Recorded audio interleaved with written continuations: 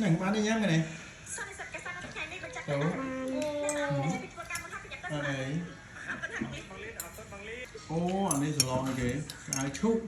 Ai chúc. Ô, anh đi. Cha tật cuôn. Cha xiêm tật cuôn. Nè, xe đi. Bán đi nhắn. Hát đi. Đi thử. Cho nên là cái overnight stay cái này. Ai. Phải, mau mà đấy. Mong bà.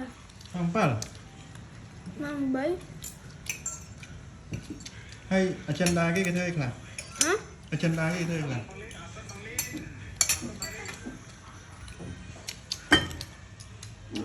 Không có cái thôi là. Học hiền. Thế mong vậy. Lên rồi cái năng. Nó sợ đang chúc bạc tiền. Nó sẽ đang cho tờ gì? Tao xài tôi tâm tao lực đi mua nhỉ. Tập tờ lên cái nuôi à? Nó tức là cái em đâm bà lái đó mấy nhỉ? Em cầm thích đâm bà lái đó mẹ. Cho tôi sắp tới. Tù sập tới nó không bạch chứ.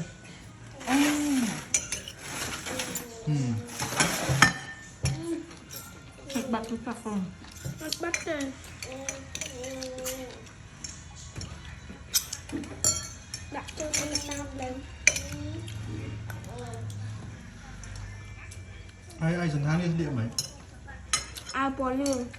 Không nhỉ, miên này, Apple lên bên này. Ai tên mặt mẹ. Bánh đó.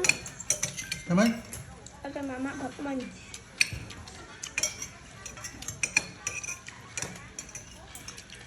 Ai nó lái thế ai mà? What? Lái thế ai mà?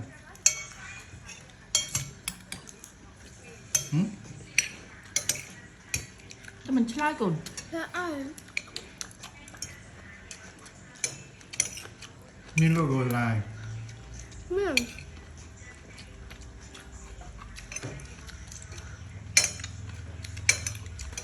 Ai là biết mấy chơi 30 gì nữa? Như nào? Ai này nè? Đâu? Hử? Đâu? Mình smooth cái ai. À.